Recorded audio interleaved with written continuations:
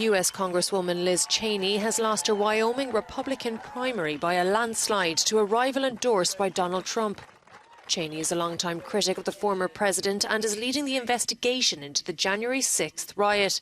The pro-democracy Lincoln Project said the primary result marks the end of the Republican Party. Conceding defeat, Cheney said she will continue to oppose Trump after she leaves office. We must be very clear-eyed about the threat we face and about what is required to defeat it. I have said since January 6th that I will do whatever it takes to ensure Donald Trump is never again anywhere near the Oval Office, and I mean it. Cheney's opponent, Harriet Hageman, ran on her allegiance to Trump and the claim that the 2020 presidential election results were rigged. Wyoming has spoken on behalf of everyone all across this great country who believes in the American dream, who believes in liberty, and who recognizes that our natural rights, the freedom of speech, freedom of religion, equal protection, and due process come from God. They do not come from government.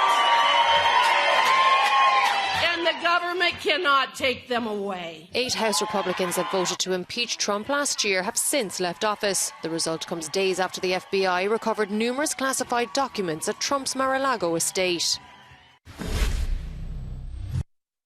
For more now, we can bring in Dr. Thomas Gift, Director of the Centre on US Politics at University College London. Thomas, great to have you with us. Of the 10 Republicans who voted to impeach Donald Trump, we've got 4 who've retired and 4 who essentially have been defeated by Trump's chosen candidates or endorsed candidates in primary ballots. So what does that tell us? Well, look, Helena, Donald Trump is the undisputed leader of the Republican Party right now. I think that that's what it tells us. Although he can't determine the outcome of every GOP primary race, his endorsement is coveted for a reason, because it has clout and it sways votes. We see this in state after state, from Senate races to House races to governor races, and even at the more local level. Winning is a lot easier if you have Trump's blessing. This is partly about Trump's false claims of vote rigging in 2020. For Republicans, relitigating the election outcome is almost a litmus test of loyalty. But it's also broader than that, I think, Helena. It's about punching back at elites, the establishment, the deep state. It's about framing Washington insiders as not representing the interest of ordinary, everyday Americans. In a lot of cases, it's about figuratively blowing up the system and shattering established norms. This is really the essence of Trumpism, and we're seeing it manifested in political victories in the primaries, and we'll see how that plays out in the general. We're seeing, at least quietly, potentially some internal division when it comes to the FBI raid and what that turned up. And then you've also got the Trump endorsement, which, you know, we've just seen in Wyoming at least appears to be working. So, you know, where does that leave them when it comes to 2024 and whether they might potentially want to get behind Donald Trump? Well, it's a great question. And I have to say that I think that if Donald Trump does throw his hat in the ring, that he has to be considered the prohibitive favorite at this point. I mean, there are certainly some other potential challengers that a lot of Republicans would prefer.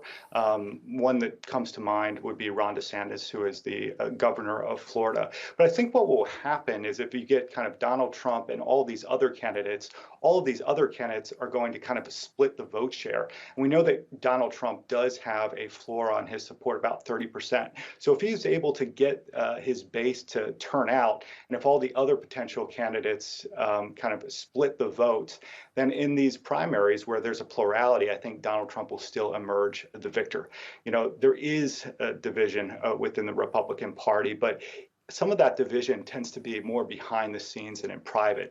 And it's really difficult sometimes, as we've seen over and over and over, to get leaders in the Republican Party, you know, in Congress, on Capitol Hill, to actually make critical remarks toward Donald Trump. So given all that, given some of the oxygen that has been breathed into the Trump campaign in recent days, I think from the Mar-a-Lago search and from some of these primaries that we're seeing, I at least believe that Donald Trump is the favorite.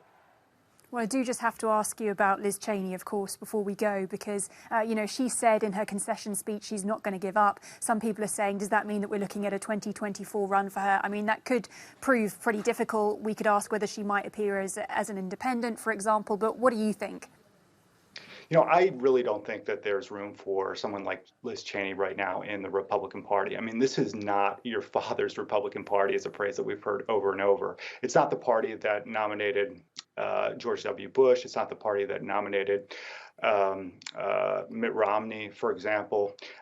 This is just a much more Trumpified Republican Party. And so I think it's very difficult to see sort of a window for someone like Liz Cheney to make significant inroads in 2024. I mean, there has been some speculation that maybe she would be considering a independent run, a third party run. But in the United States, as we know, Helena, the electoral system is so biased toward the two-party outcome that I think that would be very unlikely.